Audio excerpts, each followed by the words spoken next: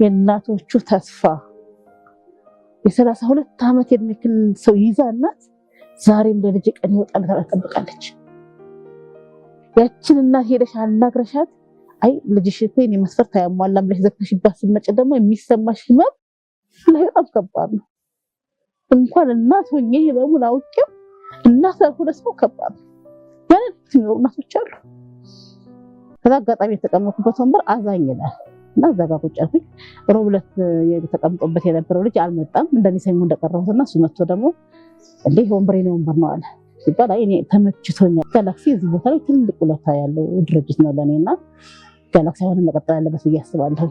ለብዙዎች አቅም ሆነ አለበት ብዬ አስባለሁ። እዚህ ጋር ደግሞ ያው በዛ ያሉ ልጆችን ታገኛላችሁ። እዚህ ወደ 4 ልጆች ነው እዚህ ክፍል ያለናል። ያው አንዳንድ የዛኛው ክፍልም እንደዚህ ወደ 12 ልጆች አሉ። ቀጠሮ ሐኪም ቤት ፎሎአፕ ነው የሚኖራቸውና በዛ ምክንያት እንዲሁም ደግሞ ጉንፋን ምናምን ከያዛቸው እስከሚሻላቸው ድረስ አይመጡም። ሌላ ልጅ ስለሚተላለፍ ማለት ነው። በዛ ምክንያት እንደ አንዳንድ ዊልቸሮች እና ባዶ ሆኖ ታግዙ ትችላላችሁ እንጂ እዚህ ጋር 43 ልጅ ነው ያለው አጠቃላይ ማለት ነው ግቢ ውስጥ ያለው።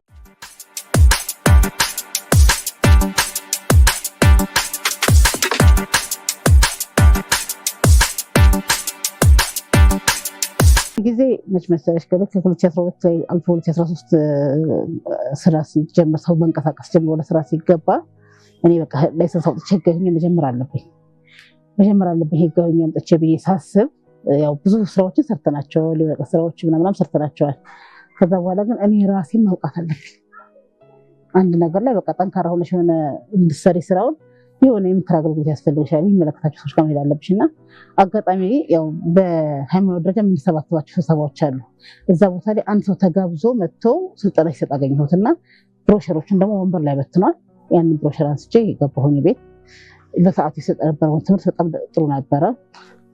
ከዛ ገባሁ ደወልኩለት ተመዘገብኩኝ። ጋላክሲ ይባላል እሱ ጋር ገባሁኝ። ፋንታሁን ይባላል ሰውዬው በጣም ጎበዝ አሰልጣኝ ነበረ። ለኔ ማንነት እሱ ወሳኝ ነው ዛሬ ላይ ብዬ አስባለሁ። እስቲል ከድርጅቱ ስም ራሱ የተገኘበት ቦታ ነው እሱና በጣም ጠንካራ ሰው ነው። በጣም ጎበዝ ሰው ነው። እሱ ጋር ገባሁ ተመዘገብኩኝ። እንደ አንድ ቀን ክላስ አልፎኛል።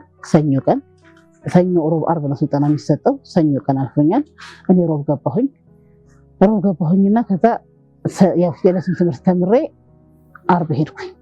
አርብ ሲሄድ እያንዳንዳችን ወንበር ላይ ስም ይጻፋል።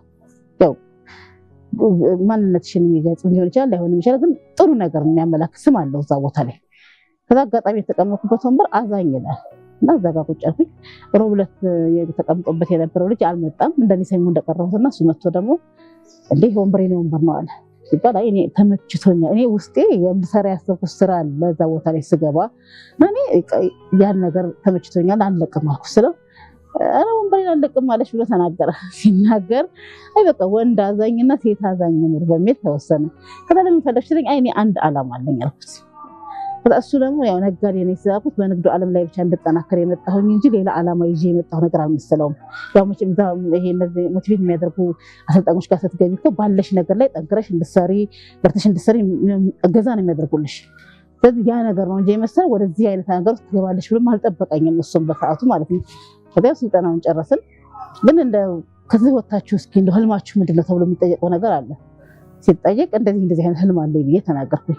ህልሙ ስታወሪ ይለኛል ፋንታሁን ራሱ ህልሙ ስታወሪ ስራልሽ ያልጠበቅኩሽ ነበር ይለኛል። ከንግድ ዓለም ጋር መተሽ እዚህ ቦታ ላይ መምጣት እንዲህ በቃ ይሆናል ብዬ ያልጠበቅኩት ነበር አለኝ።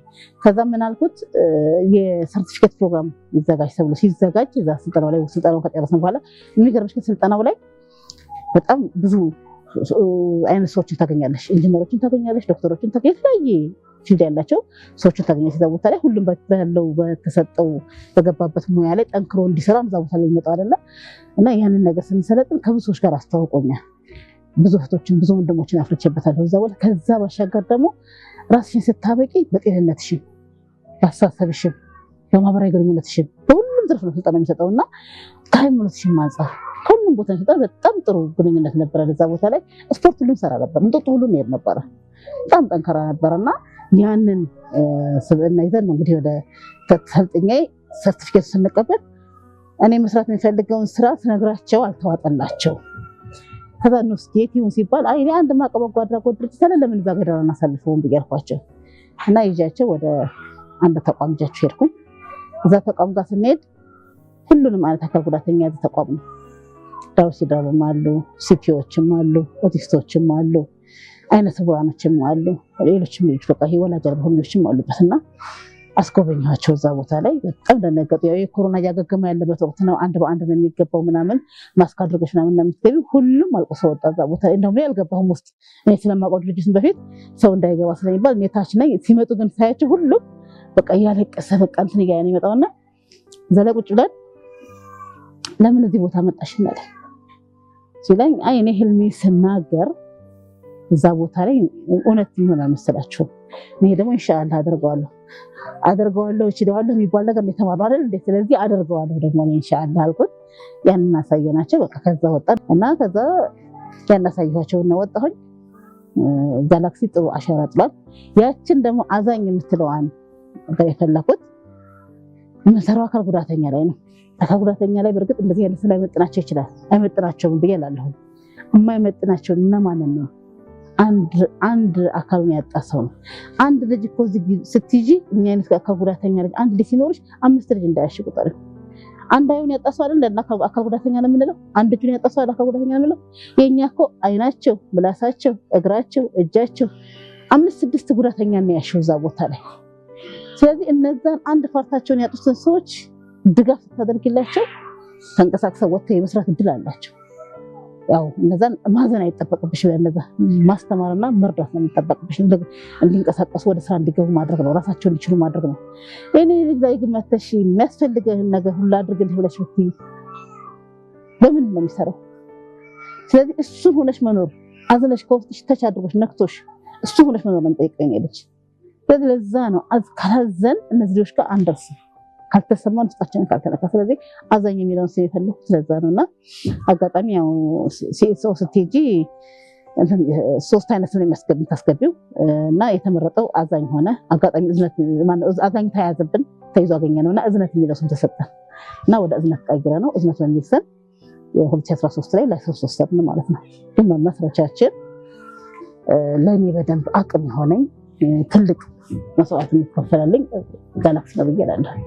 ከዛም በኋላ ጋላክሲ የሚገርምሽ ደግሞ ከዛም ተቋሙ ከተመሰረተ በኋላ ተቋሙ ሲመሰረት መጣጎበኝ እንደውም እዛ አብረን ከሰለጠናቸው ሰዎች ቦርድ ሜምበራችን ዶክተር የምትባላለች ከኛ ጋር ቦርድ ጸሐፊ ነች እሷ እና በዛ አካባቢ ያሉ እህቶች የድርጅቱ አሁን ዛሬ አባል ናቸው። የሚረዱና አካሎች አሉ። የፈሳሽ ሳሙና ምናምን አምራች ሆኑ አሉ። ጥሩ ስራ እየሰሩ ያሉ እህቶች አሉና ከኛ ጋር አብረን ነው። ከዛም በኋላ ፋንታሁን ጋላክሲ የሚያተለጥላቸው ልጆች እያመጣ ያስጎበኝ ነበረ።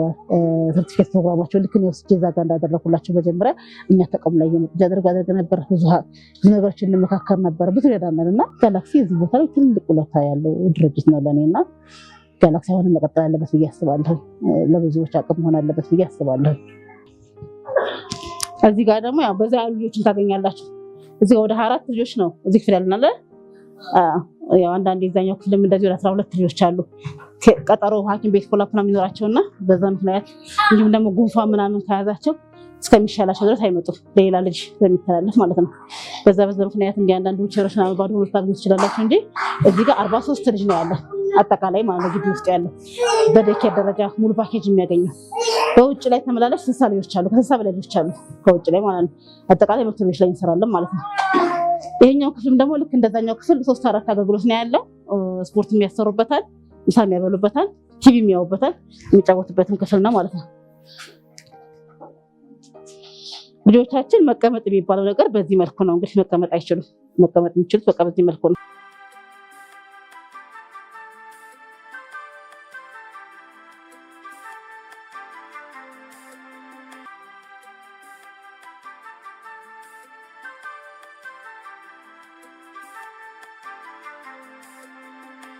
ከዛ በኋላ ያው እዝነትን እንግዲህ ላይሰንስ ወስጄ ጀመርኩኝ። ላይሰንስ ወስጄ ሲጀምር ያው ነግሬሻለሁ መጀመሪያ ላይ ቼንሻየር ላይ የመዘገብኳቸው ሰዎች አሉ።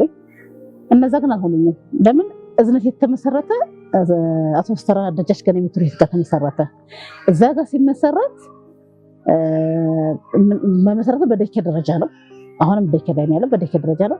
ስለዚህ እዛ ጋር ስንመሰረተው መንግስት አንደኛ በአካባቢያቸው ያለውን ሰው አጽዱ ይላል። ሁለተኛ ነገር እንደገና ያንን እንኳን ባይል እንዴት ነው አሁን ከሰበታ ያለች ልጅ እዚህ ነው የምትያት፣ ከዛ ከሲኤምሲ ያለች ልጅ እዚህ ነው የምትያት።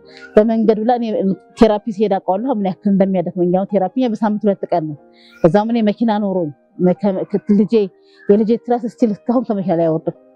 ካርሴት አለው ትራስ አለው ወደዛ ነው የሚሄደው። እንደዛ ሁኜ እየሄድኩኝ እየመጣሁኝ እኮ ይደክመኛል። እችን እናት አዝለሽ ታክሲ ከፍለሽ ተሸክመሽ ነይ ልጅሽን አምጪና እዚህ ብለሽ ሂጂ ስትያት ደግሞ ከጥሙ ጉዳቱ ያመዝናል። ስለዚህ የሚሆን አይደለም። በቃ እነዛን ሶሪ ይቅርታልኩኝና ምንድን ነው ያደረግነው? እዛ አካባቢ ላይ ያሉ እናቶች ጋር መፈለግ ጀመር። እንዴት እናገኛቸው? ከወረዳ ጋር ተነጋገርኩኝ። ከወረዳ ጋር ተነጋግሬ ቤቱን ተከራይቼ መጀመሪያው ልምድ የሆነኝ ደግሞ በስራው ዘርፍ ላይ ልምድ የሆነኝ ቼንሺየር ላይ 3 ዓመት አሰረቻለሁ። ስንወጣ ፎላፕ ሲያደርገን ስልጠና ይሰጠናል። ስልጠና ሰጥቶን የሚያሰናብተን ከዛ ያው ክትትል አለን በየወሩ። እዛ ላይ የወሰድኳቸው ልምዶች አሉ። እነዚህ ምን ያስፈልጋቸዋል፣ እንዴት መንከባከብ አለብን ባለችን ይወጣል። ትንሽ ቤት ተከራይቼ እቅዴም ደግሞ 5 ልጆችን መያዝ ነበር መጀመሪያ ላይ ነው። ምክንያቱም በጣም ከባድ ነው። አንድ ሁለተኛ ሊማት 5 ሊማት ማለት ነው ከባድ ነው። 5 ልጆችን ምን ይዘን የተነሳ ነው። ከዛ ወረዳ ሄድኩኝ። ወረዳ ሄጄ እንደዚህ አይነት ልጆችን እንፈልጋለሁኝና ሊስት ከእናንተ ጋር የተመዘገበ ካለ ስንላቸው በጣም ብዙ ሊስት ሰጡን። 15 ልጅ ሰጡንና ስንደውል ቁጥሩን የ15 ዓመት የ20 ዓመት የ30 ዓመት ምናምን በቃ እኛ የምንጠብቀው አይነት ነገር አይደለም። እኛ ደግሞ መንግስት የሚሰጥ መተዳደሪያ ደንብ አለ አይደለ? ከሱ ባሻገር የውስጥ ደንብ አለን ደግሞ እኛ ምንድነው አንድ ልጅ እኛ ማዕከል ላይ ለመግባት እድሜው 3 ዓመት እስከ 10 ዓመት መሆን አለበት። ጉዳቱ 3 እና ከ3 በላይ መሆን አለበት። ፋይናንሻል አቅማቸው የቤተሰቦች በቃ የሌላቸው የድሃ ይሆኑ መሆን አለበት። ሌሎችም ክራይቴሪያዎች አሉ። እነዛን ያሟላ መሆን አለበት። የራሳችን ያስቀምጠው ደንብ አለና በዛ መሰረት ነው የምንዞረው። እንግዲህ ስንዞር ስጡን አልናቸውና ከነሱ ሰው ቤት ለቤት መዞር ጀመረ። ወላሂ በአንድ ቀን ለ3 ቡድን ተከፈልና ሁለት ነን ሄድን። 2 ቀበሌ ላይ ዞርን። በ2 ቀበሌ 18 ልጅ ዘመጣ። 18 ልጅ እኔ ከልጆቹ ብዛት ባሻገር ያሳሰበኝ ነው ታውቂያለሽ፣ የእናቶቹ ተስፋ። የ32 ዓመት የእድሜ ክልል ሰው ይዛ እናት ዛሬም ለልጅ ቀን ይወጣል ተጠብቃለች። ያችን እናት ሄደሽ አናግረሻት አይ ልጅሽ እኮ የኔ መስፈርት አያሟላም ብለሽ ዘግተሽባት ስትመጪ ደግሞ የሚሰማሽ ህመም በጣም ከባድ ነው። እንኳን እናት ሆኜ ህመሙን አውቄው እናት ያልሆነ ሰው ከባድ ነው። የሚኖሩ እናቶች አሉ። በጣም ያሳዝን ነበር። በቃ የነበረን ነገር እስካሁን ግቢያችን ላይ በጣም ብዙ ሰው ይመጣል እኮ ያለቅሳል። ሜላ ግን ያ በጣም ይለይብኛል። እኔ በቃ አዲስም ስለገባሁበት ማለት ፊቴ ላይ አይጠፍ በቃ እነዛ እናቶችና ልክ ስትገቢ ከበጎ አድራጎት ድርጅት ነበር የመጣ ነው። እንዲህ አይነት ድርጅት መስረት ነበረ። እንዲህ አይነቶችን ፈልገን ነበረ እና ሰፍ ላይ ስትቀበልና አውርተሻት ታሪኩን ልጁን ስታዩ ከ10 ዓመት በላይ ሆኖታል። በቃ መቆጣጠር ማትችል ነገር ላይ ሆኗል እና በጣም ከባድ ነበር። በቃ ያለው ነገር ፊቷ ላይ ዘግተሽባት አዝነሽ የምትመጪው ነገር ከባድ። ከዛ ምን አደረጉ? አንሄድም በቃ ካሁን በኋላ ቤት ለቤት አንሄድም፣ ታፔላችንን እንሰቅላለን፣ እየመጣ ሰው ይመዝገብ። ከዛን ሰዓት የጀመረ እስካሁን ድረስ እንግዲህ አሁን 5ኛ ዓመታችን እየመጣ ነው። 500 ምናምን ላይ ተመዝግቧል ለመግባት እዚህ ቦታ ላይ መጥቶ ሳያለቅስ በቃ እኔ ጋር ብቻ ነው እኮ ይሄ ችግር ያለው፣ ሌላ ቦታ ላይ ሁሉ ያለ አይመስላቸው። እንደገና ደግሞ ለማሳመን በጀመሪያ እንቧቸው ነው የሚቀርቡ። ብሶት አለ፣ ብዙ ነገር አለ ውስጣቸውና ያን ስሜት እኛ ጋር እዚህ አራግፈው በደንብ አልቅሰው በቃ ምን ብለው ምናምን እስኪ ነይ እናስጎብኝሽ ብለሽ ታስጎበኛት ደግሞ ወይ የኔ ደህና ነው ስልሻለች። እዚህ ቦታ በአንድ ማዕከል ደግሞ ስታያቸው ያማል። በቃ እንደዚህ ኮንስታቸውና አይ የኔ ደህና ነው በቃ ትልሽና ተረጋግታ ያለውን ነገር አስረድተናት መዝግብናት ምናምን ይላል። ባትመዘገብ ደግሞ ለኔ ይሻለኛል። አሁንም ተስፋ ላይ ናት። ደረሰኝ ወይ መቼ ነው የምገባው መቼ እንደዚህ ነው ለኝ ምን ብለው ደግሞ አለ በቃ ሁሌ ለኛ ሚዲያ ላይ ራስ መውጣትን የምንፈራው አንዳንዴ በቃ ልክ ሚዲያ ስትወጪ እንቅልፍ የለሽም። ሚዲያ ላይ የምትወጪው ድርጅትሽን ለማስተዋወቅ ማህበረሰቡ ጋር በደንብ ጥሩ ግንዛቤ ለመፍጠር ድርጅቱ አቅሙ እንዲጎለብት እርዳታ ለማግኘት ምናምን ነው አይደለ? እኛ ጋር የምትሰሚው ግን በሙሉ በቃ ልጅ አለኝ ምን ላድርገው እንዴት ይሁን መቼ ትቀበኛለሽ በየት መች ላምጣው ምናምን የሚል ነገር ነው። በቃ ቁጭ ብለሽ ልክ እንዲያውን አንቺን እንደማወራሽ አወራለሁ። እሱ በቃ ረፍት የለኝም። በቃ ከፍለ ሀገር ይደወላል፣ ከተለያየ ቦታ ይደወላል። በጣም በቃ የሚያሳዝን ፎቶ ይላክልሻል በቴሌግራም በተለይ በቃ የሚያሳዝን ፎቶ የት ነው ያለ ነው። ለምንድን ነው እነዚህ ልጆች እንደዚህ እንዲሆኑ የተፈረደባቸው? ወላጅ ለምንድን ነው የጨከነው በልጁ ላይ ነው ወይስ የአቅም ማለት ነው? እኔ አንዳንዴ ሁሉ ገልጾ የማልፈልጋቸው ፎቶዎች ሁሉ ብታይ ያገኛለሁ። በቃ ከእንስሳ ጋር የታሰረ የምግባቸው ራሱ እኮ ሳምንት ሙሉ የተለያየ ምግብ ነው የሚበሉት። የሚገርምሽ እነዚህ ልጆች ጣም ላይ ደግሞ በጣም ጎበዞች ናቸው። ቁርስ ያበላሻቸው ምሳ ብደም ያይበሉ አቃቃለው።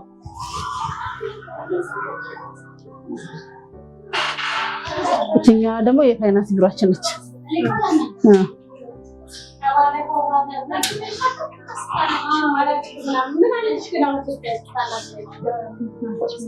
ገባን?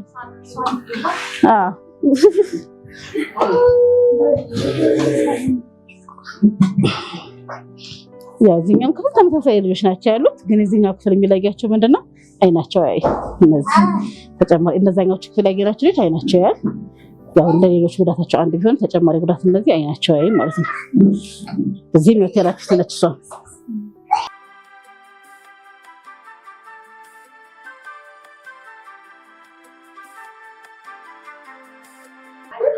ድጋፍ የሚያደርጉ አካላት እስካሁን እንግዲህ ለምሳሌ አሁን ዳሽን ባንክ ሀቻምና 1 ሚሊዮን ብር ሰጥቶናል። አምና 1 ሚሊዮን ብር ሰጥቶናል። ዘንድሮም ደግሞ እንጠብቃለን። በተደረገልን ነገር እያመሰገን አሁንም በተስፋ እንጠብቃቸዋለን። እንዲሁም ደግሞ ህብረት ባንክ ሀቻምና ላይ 1.5 ሰጥቶናል። ዘንድሮም ደግሞ እንጠብቃለን። እንግዲህ ኢንሻአላህ ሌሎችም ባንኮች ደግሞ የእነሱን አርአያ ተከትለው ከነዚህ ድርጅቶች ጎን መቆም ከነዚህ እናቶች ጎን መቆም አለባቸው ብዬ ስለማስብ መታችሁ እንድትጎበኙና አስፈላጊውን ድጋፍ እንድታደርጉልን ጥሪ እንችላለን ማለት ነው። ምክንያቱም ይሄ የአንድ ሰው አይደለም፣ የኢትዮጵያ ህዝብ ነው። ሁላችንም የሚመለከት ስራ ነውና ሁላችንም ከጎኑ ልንቆም ይገባል ብዬ አስባለሁኝና የምናገኘው ገቢ እስካሁን እንግዲህ በሶሻል ሚዲያ ላይ የምናደርገው ጥሪና ከነዚህ አንዳንድ በጎ ሰዎች ላይ ከምናገኘው ነው እንጂ እዝነት የታወቀ ዶናር የታወቀ ገቢ ምንጭ የለውም። መጀመሪያ ከእናቶች ቅድሚያ እናቶች ያው ጉዳቱ ባለቤት ናቸው። ራሱ ልጃቸው ወደ ሱስ ሲመጣ ፈጣሪ የሚሰጣቸው እውቀትም አለ እንዴት መንከባከብ እንዳለባቸው። ከዛ ባሻገር ግን የጤና ባለሙያው በላይ ነው። የጤና ባለሙያዎች ቀን በቀን እንዲህ አይነት ነገር ሲያዩ ነው የሚውሉት ሲያጋጥማቸው እና በጣም ይሰለቹ ይችላሉ። ያለን የበሽተኛ ቁጥርና የጉዳተኛ ቁጥርና ያለን የጤና ባለሙያ ቁጥር አይመጣጠንም። በጣም ከአቅማቸው በላይ የሆነ ስራ እንደሚሰሩ አውቃለሁ። ግን ቢሆንም እንደዚህ አይነት በጣም በቃ የእድሜ ልክ ጉዳተኛ ህፃናትን የያዘችን እናት ምንድነው መደረግ ያለበት? ምንድነው ለሷ ማቀበል ያለብኝ መልእክት? እኔ አሁን ያኔ ልጅሽ ያይ ምናምን እንደተባፈኝ የሚገርምሽ ከዛም ባሻገር ሌላ ሆስፒታል ላይ ገብቼ እኮ አናስተኛ ቢለሽ ውጪ ልጅሽ የሚሞት ልጅ ነው የተባልኩበት አጋጣሚ ሁሉ አለ። ያንን ሁሉ ተብዬ እኮ ተስፋ ሳልቆርጥ በልጅ ይድንልኛል። ልክ እንዳልኩሽ እንደነዛ ሰዎች የ32 ዓመት እድሜ ክልል ልጅ ይዛ ዛሬ ለልጅ ቀን ይመጣል ተስፋ እንደምታደርጉ ዛሬ ምን ተስፋ አለኝ እኮ እና ያቺን ናት እንደዛ ብትባል እንደዚህ ስትባል አእምሮዋ እየተጎዳ እየተሰበረች የምትቀረው ያፈረችበት በልጇ ተስፋ እየቆረጠችበት የምትመጣው ያ ነገር እንዳይፈጠር መስራት ያለባቸው መጀመሪያ የጤና ባለሙያዎች ናቸው ብዬ ነው የማስበው። እኔ አሁንም እላለሁኝ አሁንም ጥቁር አንበሳ ላይ ሆነ ጳውሎስም ሆነ የትኛውም ትልልቅ ተቋማቶች ላይ እነዚህ የሚገኙት በብዛት የምታገኘው እነሱ ላይ ነው። እኔ ጠዋት ጠዋት ጥቁር አንበሳ ሄጄ አሁን እስከ 2 ሰዓት ተኩል ድረስ በጣም ብዙ ሰው ወረፋ ለመያዝ ቁጭ የምንለው አንድ የጤና ባለሙያ ቢመደብልን እዛ ቦታ ላይ ለእንደዚህ አይነት ነገር ግን እዛ ይሰጥ። እቺ እናት እኮ ታውቃለች የተወሰነ ነገር ግንዛቤ ግን የበለጠ ልጄን እንዴት ነው ማብላት ያለብኝ ወደ ባሰ እንዴትም ሳይሆን ወደ ባሰ ጉዳት እንዳይመጣ እንዴት ነው ባለበት ጉዳት ላይ መንከባከብ ያለብኝ እንዲቆይ ማድረግ ያለብኝ ለሌላ ተጨማሪ ጉዳት እንዳይጋለጥ ማድረግ ያለብኝ የሚለውን ነገር ማግኘት ያለብን ከጤና ባለሙያው ነው። ጤና ባለሙያው ደፍሮ ስለነዛ ልጅ ማስተማር ማሰልጠን ሲጀምር እናትም እኮ አቅም ይኖራታል። እዛ ጋር ግን ስትሄጂ መጀመሪያ ላይ ልጅሽ አያድግም በቃ ልጅ ጊዜሽን አታባክኒ እንደዚህ አትበይ የምትባልና እዚህ ጋር ነው መጥቼ የሆነ ነገር ምን ትቀበለኛለች? ከፈጣሪ በታች እኮ ተስፋ ያደረግንባቸው የጤና ባለሙያዎች ነው አይደል? ምንም ነገር አሞን እኮ ወጣን የምንሄደው እኮ እነሱ ጋር ተስፋ አድርገን ነው አይደል? ተስፋ ሄድሽበት ያጣልሽበት ሰው ተስፋሽን ሲሟጠው ሲሰብርሽ ወዴት ነው የምትሄጂው? ስለዚህ እኔ እናቶች ጋር ሳይሆን መምከር ያለብኝ ብዬ የማስበው ነው የጤና ባለሙያ አውቃለሁ ቢዚ እንደሆናችሁ አውቃለሁ። ማንኛውም በዚህ ሚዲያ የሚሰማኝ የጤና ባለሙያ ግን ቢሆንም እንደዚህ አይነት እናት እንደዚህ አይነት ጉዳት የያዘች እናት 5 ደቂቃ ጊዜ ሰጥቶ በቃ ልጅሽ ባይድን ልጅሽ እንዲድን ባለበት ሁኔታ እንዲቆይ ይሄ ማድረግ አለብሽ። በልተን ቁጭ ማለት አይችልም። ይሄ ልጅ አብልቼ ልክ አራስ ልጅ አጥብተሽ ያስገሹ ይባላል እኮ አይደለ? እንዳይተፋ ወደ ሳምባው እንዳይገባ ምናምን ይባላል። አራስ እኮ ናቸው አሁን የኛ ልጆች የ10 ዓመት ልጅ ያለው ልጅ ሆነ አራስ ነው የሚሆነው። አብልቼ እኮ አስገሽቼ በስነ ስርዓት ቁጭ አድርጌ አስገስቼ መድኃኒቱን ሰጥቼ እንደገና አስገስቼ ልብስም ቀይሬ እኮ መመጣው በየሰዓቱ ባበላሁት ቁጥር አንድ ጊዜ ቁርስ ጥግብ አድርገሽ አብልተሽ በቃ ይበቃዋል ምሳ ሰዓት ይበላል አትይም እኮ የሚበላልሽ እኮ ትንሽዬ ምሳ ዕቃ ላይ አድርገሽ 5-6 ጉርሻ ይዘሽ 1 ሰዓት ይወስድብሻል። ማላመጥ አይችልም። የተፈጨውን ሰጥሽ እኮ ማላመጥ ጦም አይችልም እኮ ወደ ውጭ ነው የሚፈሰው። ስለዚህ ያን እንደዚህ አድርገሽ እዛ ሻማ ብለሽ ምን ብለሽ አጫውተሽ ምግብ እየሸተተው አፍ መክፈት አይችልም እኮ ነርቭ ነው አይተያዝም። ስለዚህ ከነዚህ ይሄን ያክል መስዋዕት የምትከፍልን እናት ለልጇ መስዋዕት እየከፈለች ባለበት ሁኔታ በርታ እንዳትቀጥል ግን እየተሰበረች ነው ያለችው። አያገለግልም አይደለም ከተባልኩኝ ያው አይደለም በቃ ለምን ለፋለሁ እንደዛ እንዳትል መጀመሪያ መስራት ያለበት የጤና ባለሙያ ነው። ይዘን ስንሄድ በጣም እየተገፋ ነው። ይዘሽ ውጪ የተባልኩበት ሐኪም ቤት ሁሉ አለ። እነሱም የሚከፍሉት ብር ነው፣ እኔም የምከፍለው ብር ነው። አይሲዩ ክፍል መግባት አለበት ልጁ። አዎ መግባት አለበት፣ ይግባ፣ አስፈላጊውን ነገር ያግኝ። አላህ ና ካለው አይቀርም፣ አላህ ገና ና ካለው ደግሞ አይቀርም። አይ አይገባም ማለት አይጋ እስከሱ ጋር ግብ ሲፈጥር ሰዎች እዛ ጋር በቃ ተይው አንቺ ልጅ አስፈልጊም እንደ በቃ ሌላ ሐኪም ቤት ሂጂ በቃ ብለውኝ ወጥቼ ሄድኩኝ። ሌላ ሐኪም ቤት ሂጂ ይሄን ያክል ነው የምንገፋውና መጀመሪያ መምከር ያለብኝ ጤና ባለሙያውን ነው ብዬላለሁኝ። አውቃለሁ ቢዚ እንደሆናችሁ ግን ቢዚ ብትም ለነዚህ ህፃናቶች ለነዚህ እናቶች ግን ተስፋ ሆናቸው ብዬላለሁ። ከዛ ባሻገር ግን ማንኛውም እናት ጉዳተኛ ልጅ ፈልገነው አላመጣ ነው ወይም ደግሞ ከሰው የተለየ ስራ ሰርተን አላመጣ ነው። እንደ ማንኛውም ማህበረሰብ የሚሰራውን ስራ ነው የምንሰራው። እኛ የተለየ ወንጀል የለብንም፣ ልናፍርባቸውም አይገባም። ፈጣሪ ለምን እንደሰጠን አናውቅም። ከበስተጀርባቸው ኸይር አላቸው ብዬ ነው የማስበው። መሐመድ ጉዳተኛ ሆኖ ባይመጣ ዛሬ 100 ልጆችን ይጅ ላይ መጡ አውቃለሁ። መጀመሪያ ላይ ስንገባ ብዙ ፈተናዎች እንደሚያጋጥሙ በኋላ ነው አስተንተን የምናውቀው። እቺን እናት ብዙ ነገር ነው። በተለይ አሁን ብዙ ጊዜ ድሃው ማህበረሰብ ላይ ያለ ይመስላል ይሄ ጉዳት። ሀብታሙ እኮ በገንዘብ ደብቆት ነው የራሱ ዛጋ ዘግቶበት፣ እንደውም ከድሃ የበለጠ ሀብታሙ ነው የሚቸገረው ብዬ የማስበው። ዛጋ ይዘጋበታል፣ ዳይፐርና ምግብ ይገባለታል፣ ሰው ይቀጠርበታል፣ ፀሐይ ለንፋስ ያገኝ ይኖራል ልጁ። እነዚህኛች እናቶች ግን በሁሉ ነገር የተበደሉ ናቸው። ሰው መቅጠርም አይችሉም፣ ዳይፐርም አያገኙለትም። ቤት ስትገቢ መንገዶች ነገር በጨርቅ የሚታሰረው ሽታው። አንድ ቤት ስገባ ዳይፐሩን ውሻ ይዞባት ወጥቶ ይሄ እንዲህ የተያያዘ ቀበሌ ቤት አለ እዛ ጋር ሰፊ ማህበረሰብ የሚኖርበት ጋር ይዞባት ወጥቶ ጎረቤት ስርባት ትደርሻለሁ። ስለንቀሻት ልጅ በቃ ያንቺ እናቶች ያው እንደዚህ አይነት መጣበብ ብላችሁ አንገታችሁ መድፋት የለባችሁም፣ ማፈር የለባችሁም፣ ቤት መደበቅ የለባችሁም። ልጆቻችን ጌጦቻችን ናቸው። ልጆቻችን ይዘን ስንወጣ ማህበረሰቡ ሲያቀን ወደ ተቋም ስንመጣ ለልጆቻችን የሚጠቅሟቸውን ነገሮች እናገኝላቸዋለን። ልጆቻችን ወደ ባሰ ጉዳት እንዳይገቡ የምንከባከብበትን መንገድ እንፈጥራለን። ለልጆቻችን የሚጠቅሟቸው ማቴሪያል በግላችን መግዛት የማንችላቸው ሁሉ ተቋም ላይ እናገኛለን እና ተቋም ስንሆን ደግሞ ህዝብ ሲያቀን መንግስትም ያየናል። አሁን ላይ እኮ መንግስት አላየን ያለው እኮ ቁጥራችን አንሶ እኮ አይደለም መኖራችን ስላልታወቀ ነው እንጂ ያልኩሽ በሁለት ቀበሌ 18 ልጅ ሳገኝ በወረዳ ስንት ልጅ ይገኛል? በክፍለ ከተማ ደረጃ ስንት ልጅ ይገኛል? አዲስ አበባ ላይ ስንት ልጅ ነው ያለው? ቤት ይቁጠረው እና ተቁጠረው። ሁሉም በየቤታችን ነው ያለው። እኔ አሁን ደግሞ በሶሻል ሚዲያ እየወጣ ያየን ነው። አሁን ደግሞ በተለያየ ነገር አለ። ለኑሮ አስገደደ፣ ከአቅም በላይ ሆነ። ዳይፐር ውድ ሆነ፣ ምግባቸው ውድ ሆነ፣ የሰው ኃይል ውድ ሆነ። ያ ነገር አሁን ሲነባበር መውጣት ተያዘ አሁን እንጂ ይሄ ነገር ዛሬ የመጣኛ ጋር የተፈጠረ ነገር አይደለም። የዛሬ 30 ዓመት 40 ዓመት የነበረ ጉዳት ነው።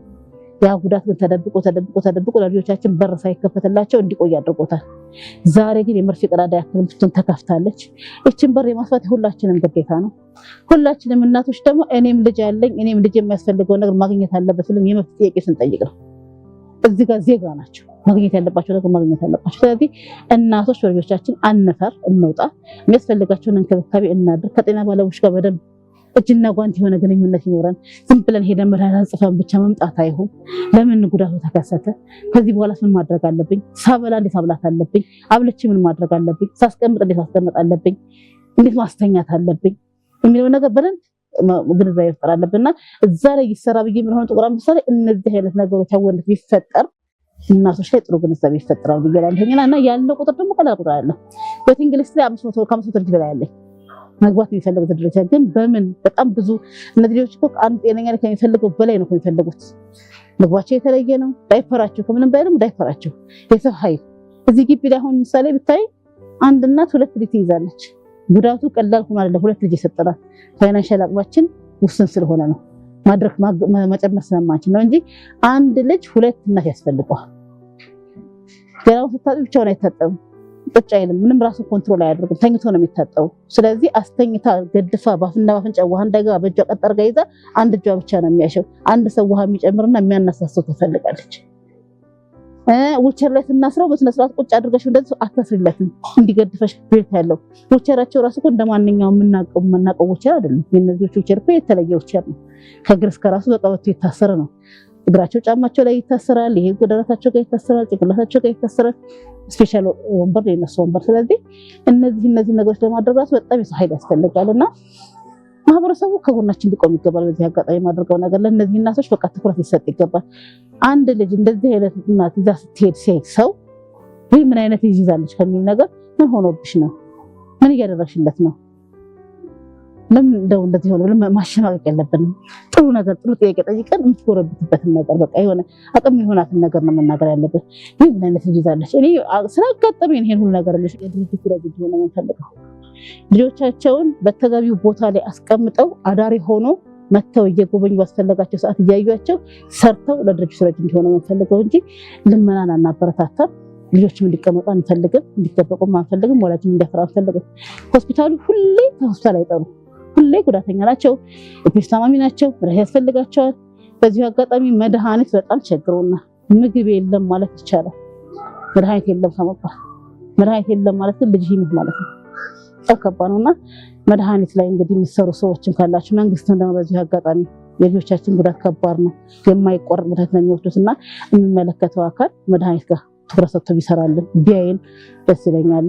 ከዛ ባሻገር ሁሉም ማህበረሰብ ከጎናችን ቆሞ አስፈላጊውን እገዛ ቢያደርግልን። አሁን ላይ ደግሞ አንድ አነስ ያለች ግንባታ ጀምረናል።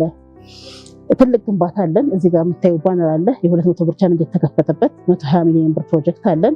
ጂፕላስ2 ቤት ገንብተን 500 ልጆችን መቀበል የሚችል ትልቅ ሰፊ ፕሮጀክት አለን። እሱ በሂደት ላይ ነው ያለው። አሁን ላይ ግን አንድ በጎ ፈቃደኛ ሰው 1000 ካሬ የኪራይ ቤቶችን ቤት ገዝቶ ሰጥቶናል ቁልፉን።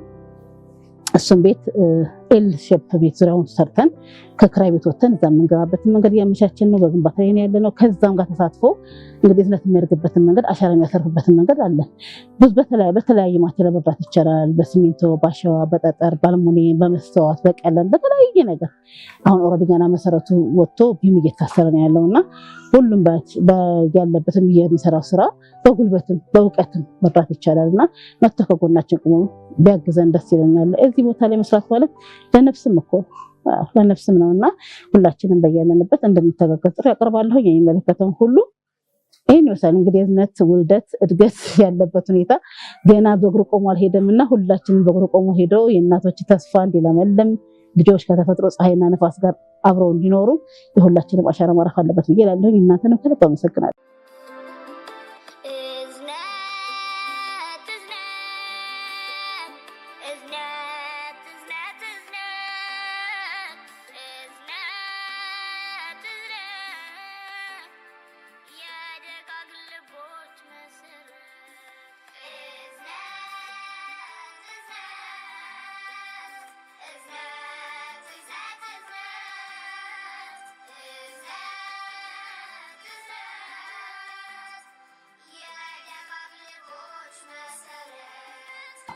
የተወደዳችሁ የጣቢያችን ቤተሰቦች ዛሬ በእዝነት የህፃናትና የአካል ጉዳተኞች ድርጅት ተገኝተን ከመስራቿ ወይዘሮ ዘይባ ጋር ያደረግነውን ቆይታ ወደ እናንተ ስናደርሳችሁ ቆየን። ብዙ ሀሳቦችን፣ ብዙ እውቀቶችን እንደዚሁም ደግሞ ከብዙ ነገር አልፎ ዛሬ ላይ ለሰዎች መትረፍ እንዴት ይቻላል የሚለውን የህይወት ተሞክሮ ያካፈልንበት ቆይታችን ነበር። አብራችሁ ከኛ ጋር ስለዘለቃችሁ ከልብ አመሰገንን። ሰላም።